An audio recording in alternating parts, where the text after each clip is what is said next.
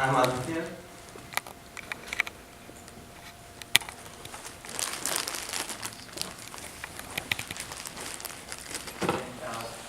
I work in quantum electronics lab in the physics department, and I'll be talking about imaging quantum states of light.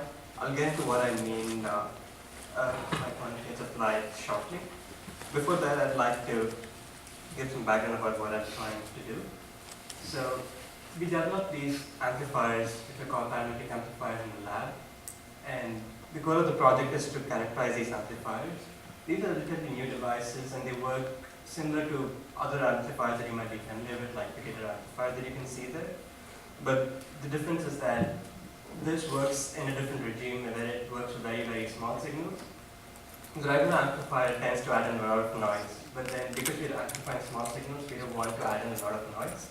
So this specific amplifier adds in noise that is limited by quantum mechanics, and you cannot get lower noise than that. And we're interested in this because this is used in superconducting quantum information quantum computing. So that's why we're interested in looking at this, and we want to characterize this device. So to go into what I mean by quantum light, there is a little bit of background material that I'd like to introduce. So this is this slide shows the concept of vacuum noise. So even in free space, the quantum mechanics predicts that there is some electromagnetic noise that exists, and this is the fundamental noise that must exist.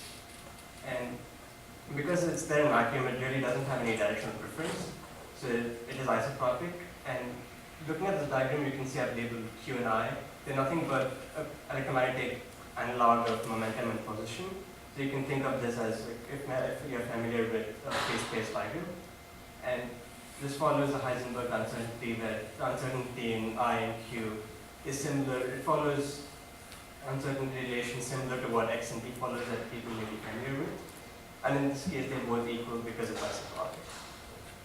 But now something interesting can be done with vacuum noise, in which you can reduce uncertainty in one direction by compensating by increasing the uncertainty in the other direction as required by the Heisenberg uncertainty. You can reduce the noise in both directions. So you must compensate. And as you can see in this diagram, the circuit that you can see is a contour plot of the vacuum state. And you can see that along Q, the noise is reduced, and along I, the noise is increased. And this is very interesting because we have reduced noise that is lower than what you would see in vacuum. And this is useful in quantum measurement, where you want to make really sensitive measurements and want to have really low noise. And it's a very big field of physics research. So this is explaining why we're interested in looking at squeezed vacuum. So the parametric amplifier that I introduced earlier can produce this state of light, which is why we want to study that. And also it has been shown in our lab that how well it produces squeezed light is a measure of its performance. So we really want to study what the light looks like in order to determine and characterize its performance. Oh, and actually I should spend a little more time on this. So what you're seeing there is an LC oscillator. So this amplifier is nothing but an inductor and capacitor oscillator. Like many of you may be familiar with an inductor-capacitor circuit. The only difference here is that the inductor is no longer linear inductor, but non-linear inductor, where the inductance is dependent on the current. So you can harness that property to get amplification. And the parameter is chosen such that the resonant frequency is about 7 to 8 gigahertz, sometimes even lower, usually between 4 and 8 gigahertz, so that it works in a microwave regime, and this is the regime that we're interested in studying. So this is a basic schematic of how squeezed light is produced in this amplifier. So you can imagine vacuum incident on this amplifier, and then it bounces off the amplifier to come out a squeezed vacuum. This device that you see, it's called a circulator in between, essentially allows signals only in one direction. So it doesn't let signal go in the direction opposite from what is shown here. Also, another point to note that I'd like to mention is that these amplifiers operate at extremely low temperatures, and this is required because you want to get rid of all possible sources of thermal noise. Any high temperature is basically thermal fluctuations and thermal particles moving around, and you don't want that noise to exist in the system. And also, this amplifier is made on aluminum, and at this temperature, we operate at 30 millikelvin, And at that temperature, it is a superconductor, and so that gets rid of electronic noise. And this is a table that gives you a sense of what the different temperature scales are. So we operate at 30 millikelvin, which is about 100 times colder than even outer space. And this is a diagram of the fridge that helps us achieve that. It's called a dilation refrigerator that we have several of them in the lab. And at the bottom, you can see that that plate down reaches 30 millikelvin, and we put our devices in there to study them. So the signal that comes out of the parametric amplifier is very, very small. It usually is in the order of about nanovolts, and we want to be able to read the signal using conventional electronics. And the only way to do that is to amplify the signal. So we put in this amplifier with some gain G in between, and that amplifies the signal, which is well and good. But then there's a problem there in that it adds in noise from its end, which is, there is no way to get rid of that because it's noise. The quantum mechanics predicts that you must add a noise to amplify the signal in this way that you want to amplify it. And this is a problem for us because usually our signal is roughly about 5 to 8 photons, sometimes lesser, and the noise added is 20 photons. So our noise is about 4 or 5 times the signal, and that makes it really hard to reconstruct the signal from the output measurement that we have. So the device that you see in the end is basically measuring each axis independently, and then we can, once we get those points, we can map it back to get the distribution. So, and actually another thing that I must emphasize here is that the distributions, the plots that you see here are being generated by a simulation that I wrote, and these represent what the light output from these should be ideally, and they very closely represent what should happen in a real experiment. And also the plots that you're seeing here are a probability density function, like Miles spoke in his talk, that you get some measurement with some probability, and then on each point that you get here is some probability. And for space vacuum, you see it's actually a normal distribution, a two-dimensional Gaussian distribution. So I'll go to talking about different methods through which we can reconstruct the signal from a given measured distribution. So we really want to find efficient methods to do that, like I described earlier, in that our noise is large compared to our signal. And also because we're measuring a probability density function, you can't average noise to zero, you can't just subtract noise like you would do in other signal processing systems. You must find other ways to remove the noise.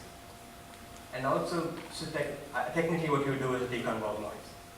But then the problem is that you don't really know the noise beforehand, so you don't know what to remove the noise, like what function that you must use to remove the noise.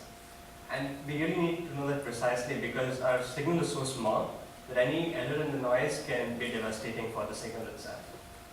And also, we can't really independently measure noise because even in the worst case, when you don't put in any signal, you can imagine vacuum being incident on your amplifier.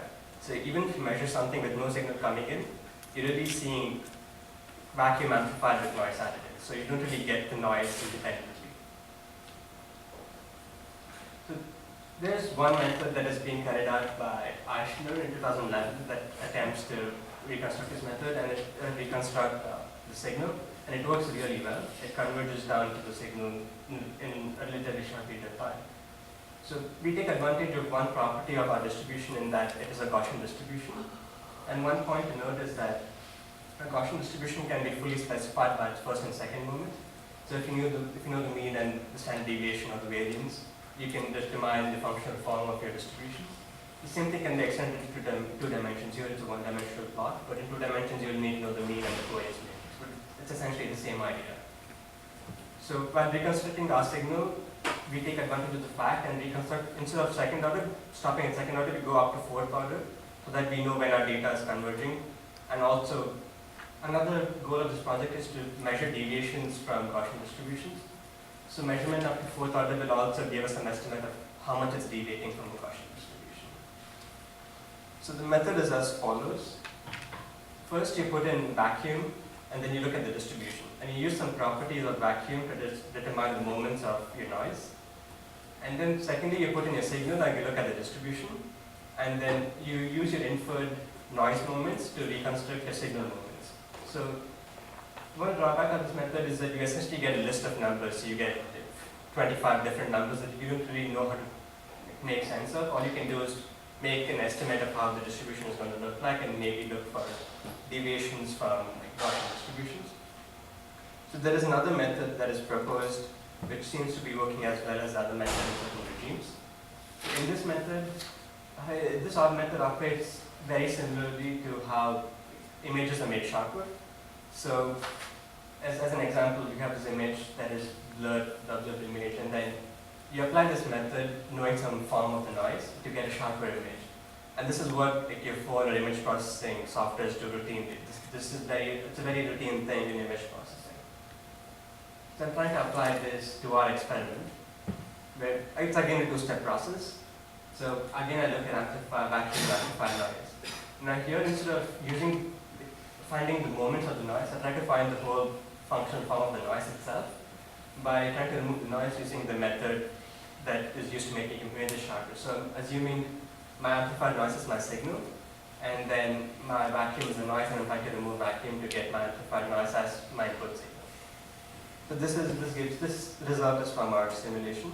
Now once I have that function, I again look at the next output. Now I put in my signal, and then I get some distribution now. I imagine the amplified noise to be my noise, actual noise, where my signal is infested with that noise. I want to remove that. So I use the method again with my derived amplified noise to get the signal. And these two methods agree very well in certain regimes. And this method is useful because I can actually get a picture of how the distribution looks like and not just a list of numbers. And it's easy to see what it's looking like. So this is the experimental setup. So all I showed you till now was simulations to check how the method works and prove that these methods work, and they work fine. So this is the actual experimental setup, where at 30 millikelvin I have my signal, and that goes into our amplifier, and that makes our signal about a volt's range. And then it's read by a digitizer card that's operating at 1 gigasamples per second, or it's taking 1 billion points per second. But it runs at chunked intervals. It doesn't run simultaneously for the whole period of time. And in real time, it transmits data to the computer, where I'm trying to process data in semi-real time, such that I want to process data in semi-real time because I want to know when my data is converging, and I want to know when to stop my experiment. Because this experiment could take long or short based on what kind of signal I'm looking at, and I want to know when to stop and don't want to spend too much time averaging for more than I need to be. So you also see I've drawn a switch there. So I'm trying to switch between the amplifier and signal independently so that I can get both the distribution that I'm interested in, so that I can apply these two methods. Also, this amplifier can have fluctuations over time that can drift. And to account for that, we switch between the signal and vacuum at about 10 microseconds. So we rapidly keep switching between that, and we collect data independently from both of them and record those data separately. So this is our actual experimental data. So what you're seeing is a plot of signal and noise. We haven't been able to get a signal because that requires some calibration that has not been done yet, but will be done in the next few weeks. So you can see some trends here. The numbers below essentially mean that if the number is high, you should see more squeezing, and that's what we see. Another inference that can be made from here, but is not really plotted here, is that the deviations from Gaussian behavior in each of them is increasing, and that is just the kind of trend we're looking at. And that was actually one of the goals of the project, is to show that the deviations from Gaussians exist and they increase in this particular fashion, and they do. Also, as a fun fact, each of these images takes about 30 to 40 gigabytes of data just to produce one of these plots. But this figure itself doesn't contain much information, but it requires that much information to create such a plot. We took about, this whole experiment had about 100 million iterations. Each of the 100 million iterations had about 250 independent iterations. And so all this data taking took about 10 to 15 minutes on average for each of them. So finally, to conclude, we found techniques in which we can reconstruct a signal from what we measure, and also we've been able to qualitatively see squeezing and see some trends in the squeezing. And in the coming weeks, we'd like to take calibrated measurements to see what our what our signal is looking like and make more quantitative statements.